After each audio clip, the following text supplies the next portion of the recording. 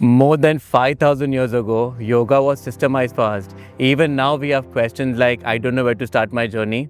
And generally the term yoga comes, the first thing that comes to our mind is doing asana, doing pranayama, or something which is not meant for everyone. Wherever you are, get your paper, get your pen, make your notes, and more than that, apply it in your life. In today's discussion, we will clear all the concepts of the word yoga. And also if you're completely new and you want to walk on the path and understand what is the first step towards evolution, we are going to decode, understand, apply, and practically live today Patanjali Yoga Sutras.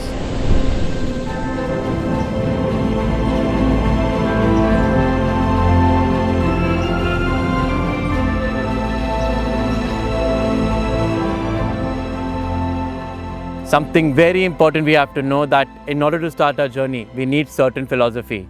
And this philosophy is very important because this is the foundation for your evolution. And with this knowledge, you're ready to walk on the path.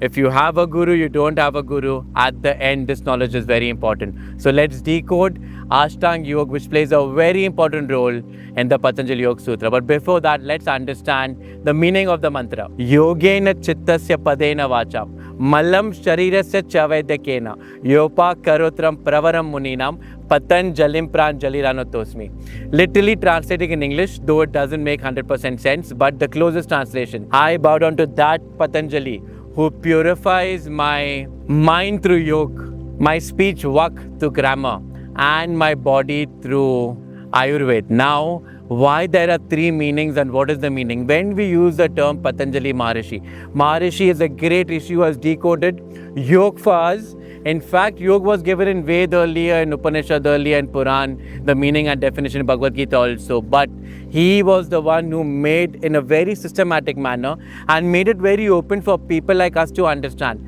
The term Patanjali is so unique because it has references in Vedanta, when you read the Yoga Sutras, also in Tantra, also in Buddhism. Let's understand Maharishi Patanjali. Now it is said that when we talk and decode the prayer, Patanjali is the master of Vak, the master of body, the master of mind. In fact, it is said there were three different Patanjalis. But the fact is, one Patanjali who has given us this great knowledge to do what?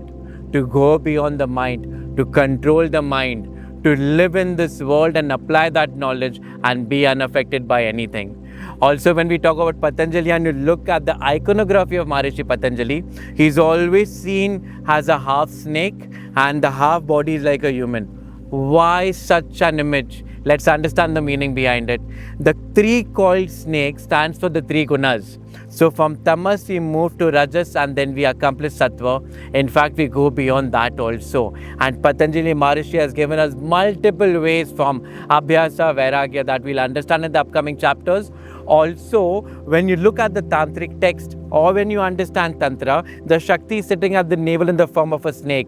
She is coiled 3.5 times. And when we do sadhana or chant om, we go beyond that and experience shift that is highest. So many texts explaining many things. In my understanding, when I started reading Maharishi Patanjali and understood the term Patanjali, he was the greatest scientist. He was the one who decoded Citta, that is the mind, who explained what Citta is, and who made life so easy. In fact, Abhyas, Vairagya, Paravairagya, Ishvara, all the concepts were so beautifully explained. That is a simple understanding of Patanjali for us. Let's understand the meaning of yoga. Now, whenever it is said yoga, the first thing that comes to us that I'm doing asana, I'm doing pranayama. Also, the first meaning of yoga that comes in Bhagavad Gita is the union of Jivatma with the Paramatma. But when you start going in text and you start decoding different texts, you will realize that the same word yoga has different meanings. When I pick the Bhagavad Gita, it is the union of the Jivatma with the Paramatma. That means the union of this individual self with that cosmic self and that Paramatma. Now when I take Patanjali Yoga Sutra, the definition changes because Maharishi Patanjali has given reference of Samkhya. That is the reason text is very, very important. Samkhya is something very beautiful, and whenever you take Patanjali, the terms like Purush and Prakriti will always come. What is the meaning of yoga according to Samkhya and according to Maharishi Patanjali? Yoga means complete isolation. It is not union. You understand that, then there is complete separation, and you identify yourself as Purusha. You are in the highest state of consciousness. We'll throw light on it. So Patanjali Yoga Sutras. When I use the term sutras, the first thing that comes to my mind is a thread. And we use a thread and a needle. That sutra connects everything. Maharishi Patanjali the Great has given us 195. In fact, there are 196 also. Different texts, different understanding. Has given us 196 sutras to understand the concept of what? To understand the concept of Samadhi. These 196 sutras have been divided into 4 chapters. And if you read the Patanjali Yoga Sutra, the first chapter is known as Samadhi Path, which has 51 sutras. The second chapter is known as Sadhana Path, which has 55 sutras. The third chapter is known as Vibhuti Path, which has 56 sutras. And the last chapter is known as Kaivalya, which has 34 sutras. Now, what is the meaning of path? Now, path or path, when we call it, it means the footstep of a guru generally, but here it means a chapter. So there are 4 chapters, and these 4 chapters have been divided in such a way that 196 sutras are covered. Generally, a question comes when you're reading Patanjali Yoga Sutra that why did Maharishi Patanjali first talk about Samadhi? That is the highest state of consciousness. And after that only he talks about practice. Then all of a sudden you go to chapter number 3, he talks about Vibhuti. Vibhuti means occult powers or special powers that comes to you. And again in the last he talks about complete isolation and a new type of Samadhi which is known as Dharmamic Samadhi. You know why texts were written like this? Because in earlier days, the first chapter of the text would give you the crux of the entire sadhana. When you read the first chapter, and that Maharishi Patanjali has written about Citta, written about Vṛttis, and written about the different states of Samadhi that the sadhak goes through. And it beautifully has explained how the monkey mind can be controlled. And the second chapter he explains you Kriya Yoga. And he gives you the most important part that the entire discussion is about is the Ashtanga Yoga, the 8 limbs, which we'll go in detail. Generally, I've seen and come across very few people talk about chapter number 3 and chapter number 4. Chapter number 3 is very important because he talks about a state where Dharana, Dhyana, Samadhi merges together. And a yogi in that state starts getting occult powers. In fact, approximately 25 to 30 or even more occult powers have been mentioned. Again, he makes it very clear one should not attach to it and one should go beyond. In fact, in the last chapter, he talks about how these siddhis are gained, about our karmic bonds and the termination, that is complete isolation of a yogi. However, in my understanding, I've realized, and there are many theories behind it, if you understand the Patanjali Yoga Sutra, at chapter number 3, everything comes to an end. And again in chapter 3, something new is given. This is to make us realize that the end goal of yoga that we are going to discuss is not having occult powers, but to go beyond. So again, the last chapter comes to the first chapter and Samadhi is beautifully explained. In the session, we will jump deep into the aspects of Ashtanga Yoga, and that is the first step towards evolution. In chapter number 2, we are going to understand sadhana path, and in that sadhana path something very important is there. In fact, I would recommend that no matter you might be the most advanced sadhak or no might be from today or taking your first step, keep on reading this all the time and reiterating again and again, because it will get you grounded and it will make you realize that life is beautiful, simple, and once you understand this, automatically you open doors for higher sadhana. Let's understand the Ashtanga Yoga. Ashtanga. Asht means 8 and Anga means limbs. Now, very strange. Out of such everything, why has Maharishi Patanjali called it Ang? Why limbs? Have you ever thought about it? Because there's a very beautiful metaphor to understand that. Imagine when a small baby is born, how all the limbs of the baby grow together. The same way in your sadhana, the Ashta limb, that is the Ashtanga Yoga, should be practiced together. We have a very misconception that only after doing this, I'll take step 2. Only after going to step 2, I'll take step 3. That is very, very wrong. Maharishi Patanjali gives a very clear understanding. In fact, even great commentators have made it very clear. The Ashta Yoga, the Ashtanga Yoga itself, that is the 8 limbs of yoga, should be practiced together. Our problem generally is when we hold on to one thing, we forget the others. How my 5 limbs are growing together, the 10 fingers. Similarly, the 8 limbs of yoga should be practiced together, and you will realize as we start decoding and understanding from a very practical point of view, you will realize that everything is beautifully connected. It is on the mat, it is off the mat, and it is also in your personal life, in your commercial life, in your office life, in your friend life, everywhere. And that is the beauty of Ashtanga Yoga. I'm purposely keeping it very simple so that we practically apply it. The examples that we are trying to give you are very simple, but the application is difficult, but I'm sure it is possible. These are the 8 limbs of yoga: Yam, Niyam, Asana, Pranayama, Pratyahara, Dharana, Dhyana, Samadhi. Let's understand how it works. This is very simple. We'll take one and decode. The Yam and Niyam, also known as Yamas and Niyamas, are very simple. They are known as codes of conduct. Now, whatever you know, keep everything aside. Write down the keynotes and just observe this very nicely. Yama and Niyama are known as the codes of conduct. Yam and Niyam together can completely change your life. In fact, great commentators and great rishis have mentioned it very clearly. Even by understanding Yamas and Niyamas, one can attain Samadhi. It is that powerful.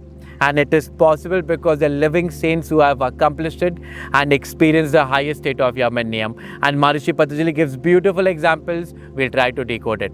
What is Yam? Ahimsa, Satya, Asteya, Brahmacharya and Aparigraha. These are the 5 terms. I'll keep it more simple. In fact, they are the universal vows that one has to take and one has to understand. It doesn't depend upon your gender, it doesn't depend upon your place, it doesn't depend who you are, what you are, but if you understand it and apply it in your day-to-day life, there's something known as magic will happen.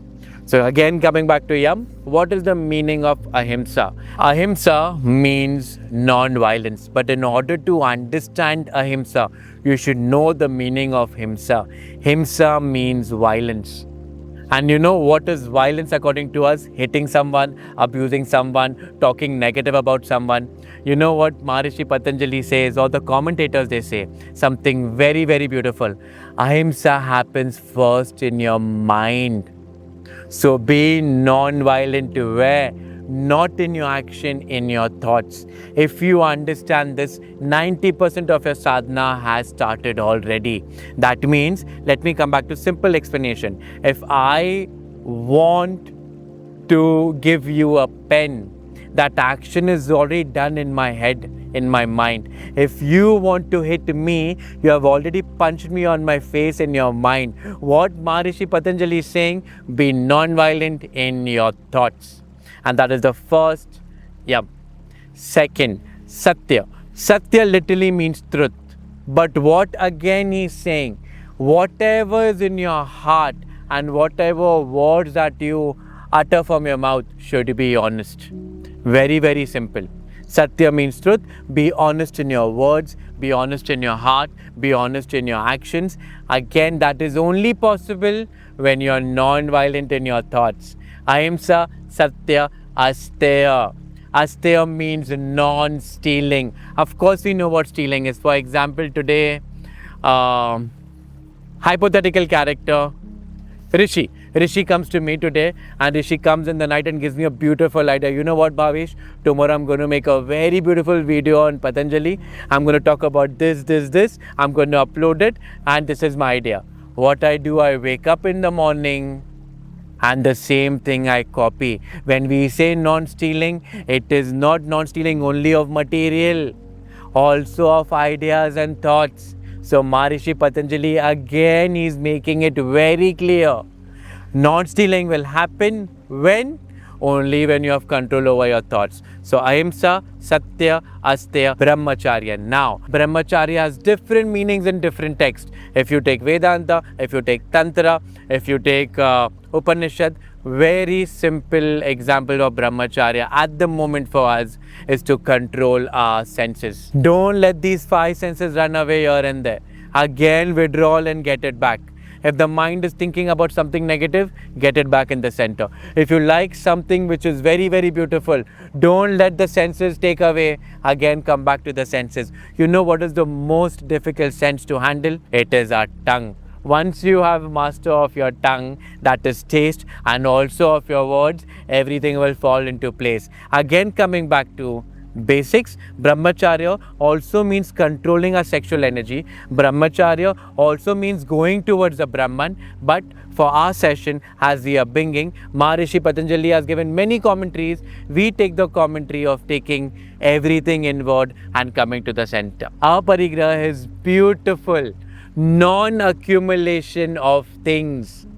What is accumulation? We know it very, very well. I'll give you a very simple example which will throw light on it. Suppose you like a t-shirt, and I know many people, they have many clothes, they have the same color clothes, and they are still keeping it in the cupboard for years and years. Accumulation of material. This is one. Second, accumulation of emotions.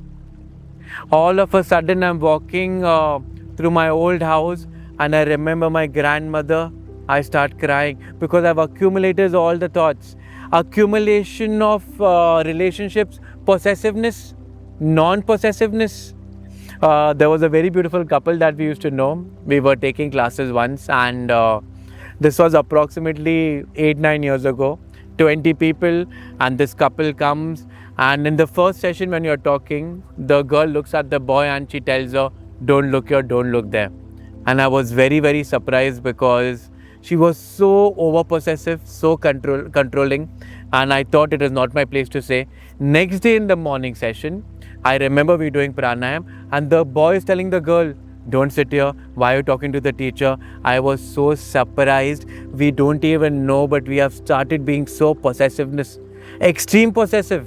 Our parigraha is setting everyone free, not being possessed about object, not being possessed about material, not about subject also. These are the 5 yamas. Again, these yamas are very simple.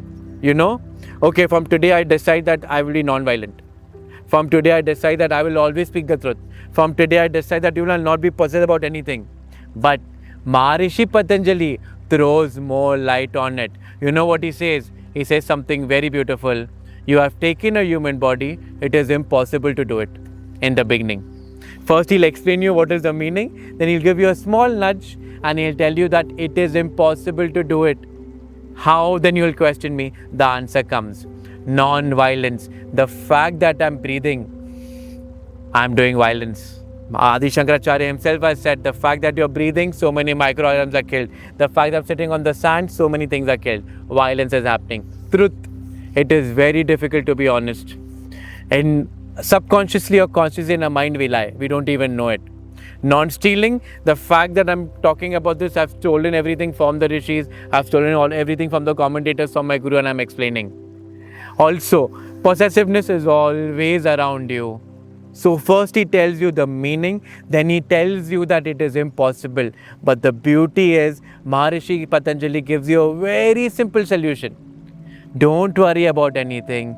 Do only one thing. Try not to. You know what does that mean? That if I am getting a violent thought about this hypothetical character known as Rishi, at the same spot, I should try not to be. So, whenever I get possessive, put that in your head, I don't want to be like this. Counter-attack it.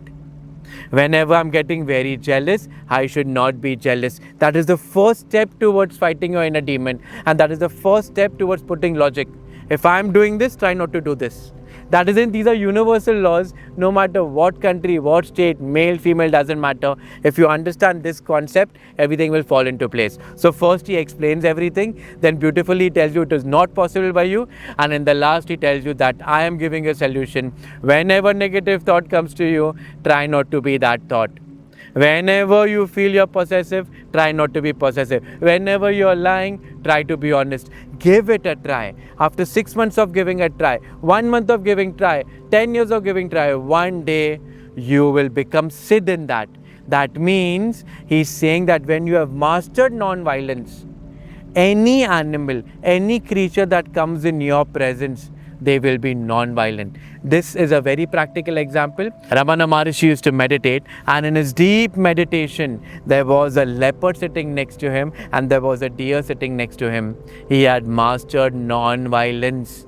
So he's also telling you later with time, you take baby steps and automatically that presence will come to you, that anyone who comes under your influence will be non-violent. Similarly, as you progress, he's saying, Satya, whatever you speak will come out to be true, 100%. And similarly, for every step in your evolution, certain qualities will come to you, and that is the time the sadhak will come to know there is a transformation. So these are the 5 yamas. Again, I would personally say, write it every day and try to follow it. Pick up one yama, stick with it for a week, then move to another. The journey is up to you. The goal is that you start very soon. Moving on to niyamas. We'll talk about niyamas now, and again there are 5 niyamas: Soch, Santosh, Tapa, Swadhyaya, Ishvara Pranidhan. This is again very beautiful because this should be your sadhana. First internal sadhana, then comes internal and external, which is very beautiful. Soch. What is the meaning of Soch? When we talk in Hindi, Soch means thought, but here Soch means cleanliness. Now it is very clear. Very simple. Keep your body clean, keep your mind clean, keep your house clean, keep your kshetra clean. Please understand, only when there is cleanliness of thoughts, cleanliness of action, cleanliness of intention, magic will happen. So don't make life complicated. Don't worry about others. Your goal is to keep this kshetra clean internally and also the place where you stay externally. Now when I pick up a slok from Hattu Pratipika, it is very said clearly that a yogi goes practices where there is no one. Where there is no cleanliness, there's a window like this. Why? Because if the kshetra is clean, the mind can be balanced. So just getting different point of view so that you understand that keep everything clean. Santosh, this is something very beautiful. Santosh means being satisfied wherever you are placed. I'll keep it very practical. That hypothetical character Rishi, who is my friend now, I and Rishi are doing Asana.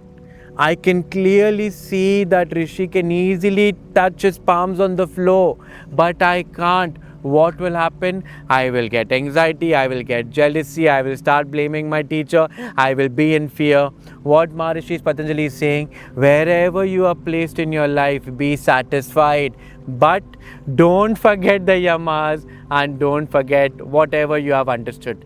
So, Santosh, be ever satisfied. At times you'll get good food, at times you'll get no food. At times people will talk very high about you, at times the same people talk bad about you. Be in the center, be Santosh. Tapa. Now, tapas or tap we call it has different meanings. In Tantra it has different meaning, here it has different meaning. I'll just put something very simple. Tapas actually means the heat that is generated in the body during sadhana. And whenever you do intense sadhana, generally a lot of heat is generated. What is our tapas in modern life? Our tapas here for people like us is to maintain discipline. And here I'm taking that part of tapas so that we actually understand. No matter what happens, you're traveling, you're going out, you have no time today, you have no money, no job. Stick to your discipline, because for our generation and our time, that tapas of discipline is very, very, very, very, very important. So I'll take that part of tapas. Swadhyaya, this is something beautiful because I've seen many people doing intense sadhanas. They're doing Bhairav sadhana, doing Kali sadhana, doing Shiv sadhana, but they don't do Swadhyaya. Swa means self and Dhya means to study. Self-study. It is recommended that you remove time. Start reading a scripture, Swadhyaya, what one of the commentators is saying about Swadhyaya. Don't have blind faith on anyone. Go to the root of the text yourself, decode the text, and that is Swadhyaya. If you're learning about Patanjali, Maharishi Patanjali, go to the roots, understand, self-study. If you're studying Vedanta, go to the roots, study, because that time is very important to sharpen what? To sharpen your intellect. Ishvara Pranidhan. This is something very, very beautiful. In fact, that is the reason people say that Maharishi Patanjali is known as Raj Yoga. It talks about all the aspects of yoga, and here he talks about bhakti, complete surrender. He has mentioned the term Ishwar. Here Ishwar is a very special God who resonates and resembles Om. So what is Ishwar Pranidhan? Every day in your sadhana, sit cross-legged and chant Om, automatically all will start falling into place. See, please understand the Yam and Niyama codes of conduct. If you master this, what will happen? All the low emotions will be removed. You will become such a powerful human who will be grounded in what? Grounded in Dharma. Again, I'm taking Vedic concepts. Again, I'm taking Bhagavad Gita to make you realize that no matter what text you are reading, they all come from the same source. After Yam and Niyam, we talk about Asana, which is the third Ashtanga Yoga. Now, after understanding the 10 codes of conduct, that is Yam and Niyam, this is like you're saving. It will save you in any scenario intellectually, but we have to make our body strong, and Maharishi Patanjali has given Asana. Now, first thing when I say Asana, what comes to your mind is Hat Pradipika, Gairan Samhita, and all those advanced Ashtanga Vinyasa, and all those Asana. To be honest, Maharishi Patanjali has given something very beautiful, Stiram Sukham Asanam. In very simple language, any asana that you take, you should be sthir.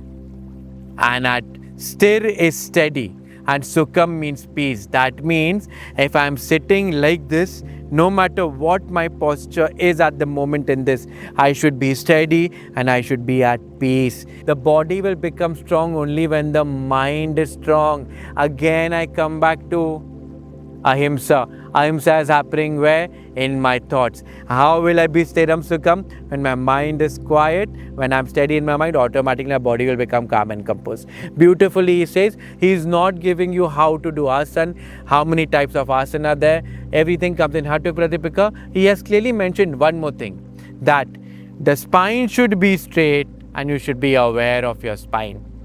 Siram Sukham Asanam, and be aware of your spine. So whatever asana you're doing, constantly be aware of your spine. In fact, get a habit of being aware of your spine, because that is where magic is happening. And any posture that you take, be peaceful and be steady. The fourth comes Pranayama. Now, Pranayama is so beautiful.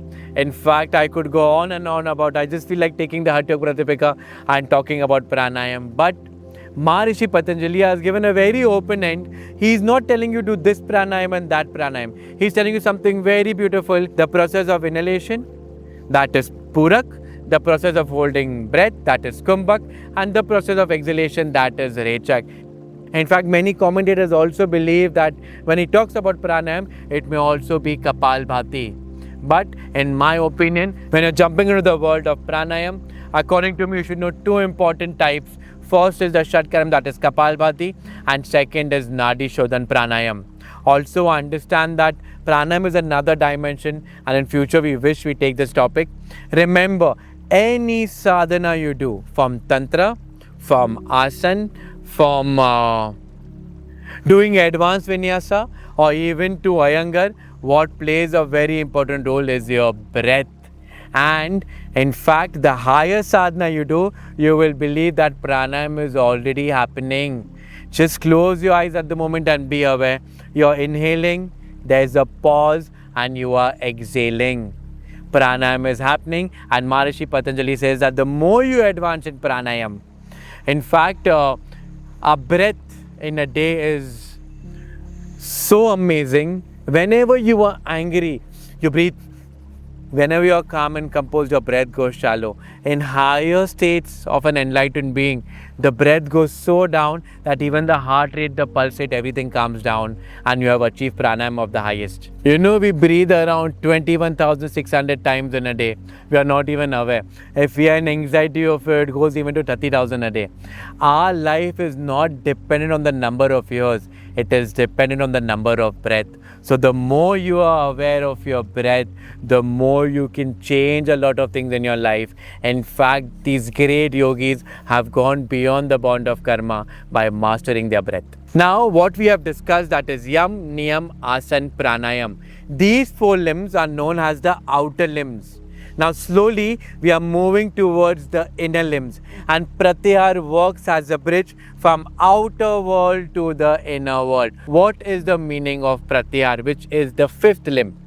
Pratyahara means withdrawal of senses. That is the reason in Brahmacharya I purposely picked up withdrawal of senses, because that time you will be fighting and you will be understanding, because the monkey mind is running around. Pratyahara means withdrawal of senses. What does that mean? To control this monkey mind in simple language. If the senses are running towards something else, get it back where? Get it back in the center. If you're craving for smoking, if you're craving for alcohol and you know it is not good for your health, if you're craving for sweets and you know it is, again coming back in the center. And how this center is possible? Through pranayama. What will happen when you do more pranayama? Again your thoughts will become clear, and again you will have no thoughts. See how again everything goes to the first, that is ahimsa and non-violence, and that is all in your thoughts. How is coming back into the center possible?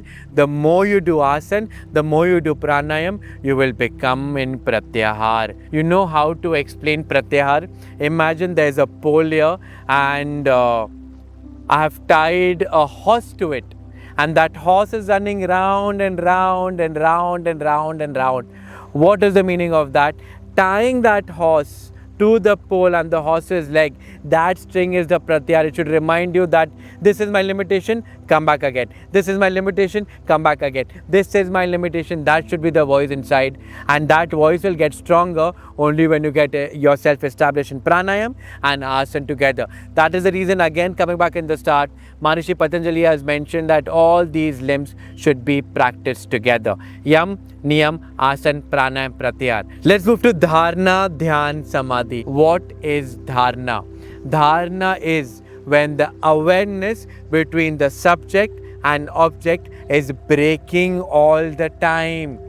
But again you are coming back to the process and focusing on the object again. I will give you a very simple example. For example, I am doing Tratak and I am looking at the diya. I have started the process, I have closed my eyes and I have made my mind that I will be focusing on the diya non-stop. I focus on the diya. After 2 seconds, my body is itching. Again I look here and there. Again, after looking here and there, I get my attention towards the object again. Again I start the process. Again the awareness is breaking. This process of breaking of awareness between subject and object is known as Dharana. When this process gets established slowly after 6 months, 2 months, depending upon your sadhana, depending upon your bhav, you will realize that Dharana has already turned into Dhyan, which is meditation. What is Dhyan? Again, awareness between subject and object is not breaking. In Dharana, the awareness is breaking all the time. But in Dhyan, what happens? I am looking at the diya. No matter there is light, no matter there is low light, there is mosquito, my body is itching. I am constantly engrossed in that object. Awareness between subject and object has become Dhyan. Now maybe the object is external or maybe the object is eternal. Now when you progress in that, what is happening? This is the beauty. Maharishi Patanjali ends here the 8 limbs. He uses the term Samadhi, but it is not Samadhi. It is the first step of concentration. And after that, Samadhi starts. I repeat again, because generally when people start the Ashtanga Yoga, they say, oh, Maharishi has given Patanjali Samadhi means I'll get enlightened. No. He's telling you that you have got established in the first state of Samadhi, that is concentration. So, again going into detail and explaining, Dharana is when the awareness between subject-object is breaking and you're putting efforts. Dhyan is when the awareness between subject-object has established. And Samadhi is that when the subject-object becomes one. And when the subject-object becomes one, you have started your journey of Samadhi. In fact, Maharishi Patanjali has given different types of Samadhi. Nirvikalp Samadhi, Savikalp Samadhi, Sampragyat Samadhi, Jad Samadhi. It is another dimension. And in upcoming sessions, of course, we'll talk about Samadhi because it is your birthright. So, when you start your journey internally, it will get established Only when you control your mind. How will you control your mind? When you start focusing on yamas and niyamas. When you start doing asana. When you start doing pranayama. Pratyahara can be done in office also. Pratyahara can be done when you're talking to your boss. Pratyahara can be done when your wife is getting angry. Pratyahara can be done when your children are there. Also at the same time, dharana can be done wherever you're traveling. What I'm trying to tell you is, Ashtanga Yoga is an entire book. These 8 limbs will help you to live on the mat, off the mat, and also will help you to track your journey of evolution from that monkey mind to coming into one pointedness of the mind is possible only when you give effort, and it is meant for everyone. You don't need a guru, and of course in the beginning you don't need a guru, but slowly when you start walking on the path with this so much dedication, awareness, the guru will come. So there's a small request: whatever notes you have made, write it in your own language.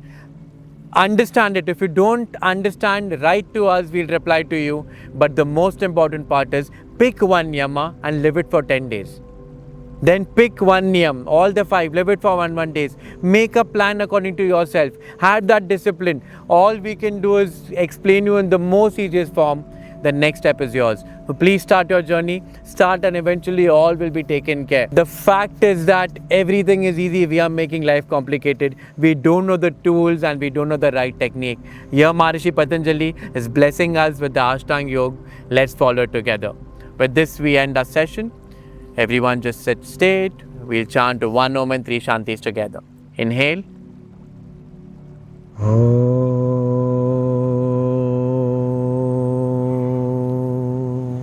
Shanti, Shanti, Shanti.